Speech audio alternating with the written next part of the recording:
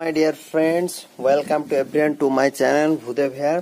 আমরা কি করব, রিজনিং এর কোশ্চেন আলোচনা করব। ঠিক আছে, দেখো ভালো ভালো প্রশ্ন আছে আজকে। দেখো প্রথম প্রশ্নটা একটু ভালো করে রিড আউট করো।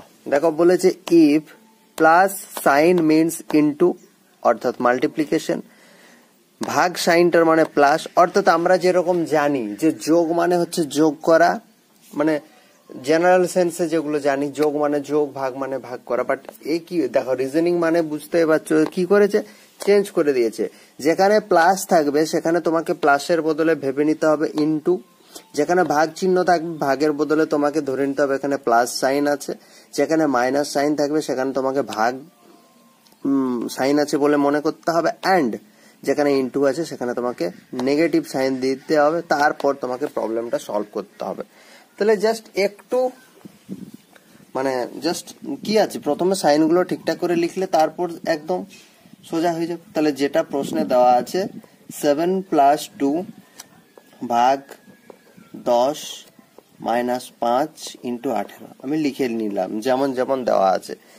এরপর দেখো যেমন প্রশ্নে বলা আছে সেটাকে আমি ফলো করব। তাহলে 7 লিখলাম, প্লাস সাইন আছে, প্লাস সাইন মানে হচ্ছে ইনটু, তাহলে ইনটু 2, ভাগ সাইন মানে কি দেখো ভাগ মিনস প্লাস, তাহলে প্লাস দিয়ে দিলাম। এবার দেখো মাইনাস সাইন আছে, মাইনাস মিনস হচ্ছে ভাগ, তাহলে ভাগ দিয়ে দিলাম। এরপর হচ্ছে ইনটু, ইনটু মানে হচ্ছে মাইনাস, তাহলে -18 লিখে নিলাম। ঠিক আছে, যেরকম আমাকে ইনস্ট্রাকশন দেওয়া হয়েছিল আমি সেরকম ইনস্ট্রাকশনটা ফলো করে করে লিখলাম। এরপর তুমি তোমার মর্জির মালিক। 7 × 2 = 14, না না না না না প্রথমে যদিও করলেও কিছু এসে যাবে না, বাট আমরা নিয়ম অনুযায়ী চলবো। তাহলে দেখো প্রথমে ভাগের কাজ, 5 × 2 = 10, -18 পড়ে থাকলো। তাহলে কি হচ্ছে 7 × 2 = 14 + 2 -18, তাহলে 14 আর 2 কত, 14 আর 2 = 16, 16 -18 মানে কত হবে, 18 থেকে 2 16 গেলে মাইনাস মানে 2, -2 হচ্ছে আনসার। দেখো অপশন সি তে -2 আছে। ঠিক আছে, সোজা ছিল, বাট একটু মানে এই টাইপের প্রশ্নগুলো সব থেকে বেশি প্রবলেমে ফেলে তোমাকে এক্সাম হলে। ঠিক আছে, অন্য কোনো একটা অঙ্ক হচ্ছে না সেদিকে তোমার মাথাটা পড়ে আছে, তুমি এই টাইপের অঙ্কগুলো তাড়াহুড়ো করতে যাবে, হয়তো এখানে মাইনাসকে বলা হচ্ছে ভাগ, সেখানে তুমি ভুল করে পড়লে ভাগকে পড়া হচ্ছে ইনটু দিয়ে ইনটু করে দিলে দিয়ে তোমার আনসার ভুল চলে আসবে। ঠিক আছে, চলো পরের প্রশ্ন। পরের প্রশ্ন বলেছে দেখো in a certain code trade, তাহলে যেমন যেমন বলেছে ট্রেড স্পেলিং TREAD। ঠিক আছে, এটাকে ওরা কি লিখেছে দেখো 7% এরকম একটা চিহ্ন, 9 আবার 4 লিখেছে, 1 2 3 4 5, 1 2 3 4 5। আর একটা আছে দেখো প্রে, PREY প্রে, সেটাকে ওরা কি লিখেছে দেখো %8। তাহলে একটা জিনিস বোঝার চেষ্টা করো, এই দুজনের মধ্যে কমন কি আছে দেখো না। প্রথমে আছে দেখো আর কমন আছে, তাহলে আর কে দেখো তো সেকেন্ড পজিশনে দুবার আছে, তাহলে আর কে ওরা কিন্তু পার্সেন্টেজ দিয়ে ডিনোট করেছে। তাহলে আমরা একটু কনফার্ম হতে পারলাম যে আর কে ওরা পার্সেন্টেজ দিয়ে ডিনোট করেছে। নেক্সট যদি দেখি তাহলে দেখো ই এখানেও মিল আছে, এখানেও মিল আছে, থার্ড পজিশনে তিনটাই দেখো ই মানে হচ্ছে এই সাইনটা। তার মানে আমি কি বুঝলাম বলো না, তার মানে আমি বুঝলাম যে পজিশনে যেটা আছে সেটার করসপন্ডেন্স যেটা লেখা আছে সেটাই তার সাইন। ঠিক আছে, বোঝাতে পারলাম। এখানে দেখো এ মানে হবে 9, তাহলে ডি মানে হবে 4, ই মানে হবে 8। ঠিক আছে, না ই মানে 8 কেন হবে, ই মানে তো এটা হলো, ওয়াই মানে হবে 8। তাহলে যেটা জানতে চাইছে আমাকে কি জানতে চাইছে দেখো ARTERY, এটা আমাকে জানতে চাইছে ARTERY। তাহলে আমি যেমন যেমন বের করলাম, তাহলে এ দেখো কোথায় আছে, এ এখানে আছে, তাহলে এ বললাম কি হবে, এ হবে 9। আর আমরা লিখে ফেলেছি পার্সেন্টেজ টি, তাহলে টি দেখো প্রথমে আছে, টি মানে 7, ই আমরা লিখে ফেলেছি। আবার আর মানে কি গো পার্সেন্টেজ ওয়াই মানে দেখো 8, তাহলে 9 % 7 লাস্টে 8, দেখো 9% 7 নেই, তাহলে অপশন সি হচ্ছে না, ও অপশন এ কোথায় আছে এখানে? 9% 7 আছে, তাহলে অপশন এ হচ্ছে না। 9% 7 হ্যাঁ হ্যাঁ, অপশন বি সঠিক উত্তর হয়ে যাচ্ছে। ঠিক আছে, বোঝাতে পারলাম? তাহলে দেখো এইগুলো ভুল হওয়ার সম্ভব, এমনিতে সোজা, ট্রিক্সটাও খুব সোজা, ইজিলি ধরতে পারবে, বাট করার সময় একটু অন্যমনস্ক থাকলে ভুল হয়ে যাবে। ওকে, দেখো পরের অঙ্কে, এই অঙ্কটা খুব ভালো অঙ্ক।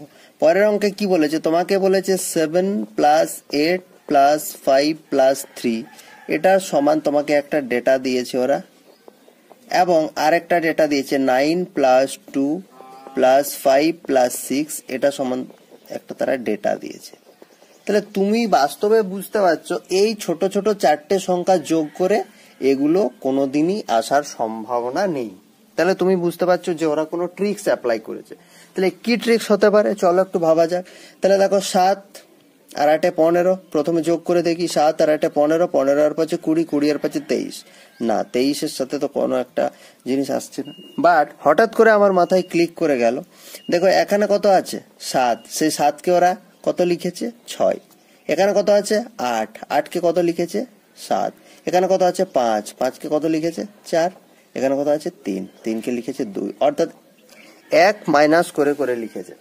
একটাতে তো ফলো হলে হবে না, চলো এটাতেও দেখি। এটাতে 9, দেখো 8 লিখেছে 1 - 2, 1 - 1 লিখেছে, দেখো 5, 1 - 4 লিখেছে, দেখো 6, 1 - 5 লিখেছে। তার মানে যে ডেটাগুলো দেওয়া আছে, যে ডিজিট গুলো দেওয়া আছে, যেটা বের করতে বলেছে, 1 মাইনাস করে করে আনসার লিখতে হবে। তাহলে আমাদের কি আনসার চাইছে? আমাদের চাইছে 7 + 3 + 9 + 4, বাট আলটিমেটলি আমরা যোগটা কার করব? মানে 7 থেকে 1 6, 3 থেকে 2, 9 থেকে 8, 4 থেকে 3, 6283 হচ্ছে কারেক্ট আনসার। দেখো 6281 হচ্ছে না, 6283, হ্যাঁ অপশন সি 6283, এটাও হবে না, 6283 হয়ে যাচ্ছে সঠিক উত্তর। ঠিক আছে, নেক্সট 4 নাম্বার যে প্রশ্নটা, এটা একটু নতুন ধরনের প্রশ্ন, ইন দা সেন্স এই টাইপের একটা নিউ প্যাটার্ন বলতে পারো। এই টাইপের প্রশ্ন যখনই আসবে এটা মাথা গুলিয়ে যাবে, এ এটা খেলে বা এ এটা খায়, ও ওটা খায় না, এ দুজনে এটা খায় এ খায় না। এই টাইপের প্রশ্নগুলো সলভ করা সব থেকে ইজি। আমি একটা মেথড বলে দিচ্ছি। এই যে লোক আছে আর খেলা আছে, তো তুমি খেলাগুলো দেখো কি কি খেলা আছে। চেস আছে, টেবিল টেনিস আছে, ব্যাডমিন্টন আছে, চেস আছে। মানে তুমি এটুকু বুঝতে পারলে চেস, টেবিল টেনিস আর ব্যাডমিন্টন 3টে খেলা আছে, তুমি লিখে নিলে চেস, টেবিল টেনিস আর ব্যাডমিন্টন 3টে খেলা আছে, তুমি লিখে নিলে এগুলো চেস, টেবিল টেনিস, ব্যাডমিন্টন। ওকে, কে কে আছে সেটাও দেখো তো, কে কে আছে। প্রথমে আছে রুমার পর কে আছে দেখো তো, রুমার পর আছে উমা, উমা হলো উমা লক্ষ্মী, মা লক্ষ্মী হলো। আর তো কেউ নেই, রুমা, উমা লক্ষ্মী, আর কেউ নেই। চলো এরপর যেরকম ডেটা দেওয়া আছে দেখো কত ইজিলি আমরা এই কোশ্চেনটা সলভ করতে পারবো। প্রথমে রুমা বলেছে, তাহলে রুমা এন্ড উমা চেস আর টেবিল টেনিস। তাহলে রুমা চেস খেলে, টেবিল টেনিস খেলে, উমাও চেস খেলে, টেবিল টেনিস খেলে। ঠিক আছে, উমা আর লক্ষ্মী টেবিল টেনিস আর ব্যাডমিন্টন। তাহলে উমা টেবিল টেনিস খেলছে, ব্যাডমিন্টনও খেলছে, লক্ষ্মী টেবিল টেনিস খেলছে, ব্যাডমিন্টন খেলছে, হয়ে গেল। হু ডাজন্ট প্লে চেস, তাহলে কে চেস খেলছে না? দেখো চেসের ঘরটা কার ফাঁকা? চেসের ঘরটা লক্ষ্মী ফাঁকা, তাহলে আনসার হয়ে যাচ্ছে অপশন বি, লক্ষ্মী চেস খেলছে না। এখানে যদি তোমাকে প্রশ্নটা করতো যে হু ডাজন্ট প্লে ব্যাডমিন্টন, কে ব্যাডমিন্টন খেলছে না?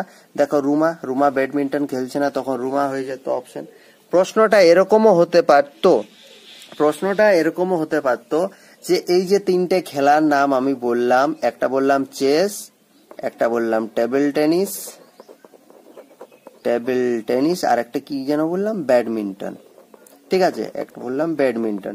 তাহলে এই তিনটে খেলার মধ্যে এরা যে প্রশ্নটা চাইছে যে কে চেস খেলছে না, তাহলে আমি দেখলাম লক্ষ্মী চেস খেলছে না। According to this question Lakshmi হয়ে গেল আনসার। যদি তোমাকে প্রশ্ন বলতো যে এদের মধ্যে কে ব্যাডমিন্টন খেলছে না, তখন রুমা হয়ে যেত আনসার। বাট প্রশ্নটা এরকমও হতে পারতো যে এমন কে আছে যে তিনটে খেলাই খেলছে, তাহলে দেখো তিনটে খেলাই কে খেলছে, উমার এখানেও রাইট আছে, এখানেও রাইট আছে, এখানেও রাইট আছে। তাহলে তিনটে খেলায় যদি প্রশ্নটা করতো তাহলে আনসার হয়ে যেত উমা। ঠিক আছে, সো কি জানতে চাইছি এটা একটু খেয়াল রাখবে। আর একটা কথা, একটা কোয়েশ্চেন করার সাথে সাথে তার সম্ভাব্য যে সমস্ত প্রশ্নগুলো হতে পারে সেগুলো যদি তুমি সাথে সাথে প্যারালালি একটু রিমাইন্ড করে করে চলো, তাহলে গ্রোটা খুব তাড়াতাড়ি হবে। ওকে, যাই হোক আজকে এ পর্যন্ত, আবার দেখা হচ্ছে পরের ভিডিওতে। Thank you.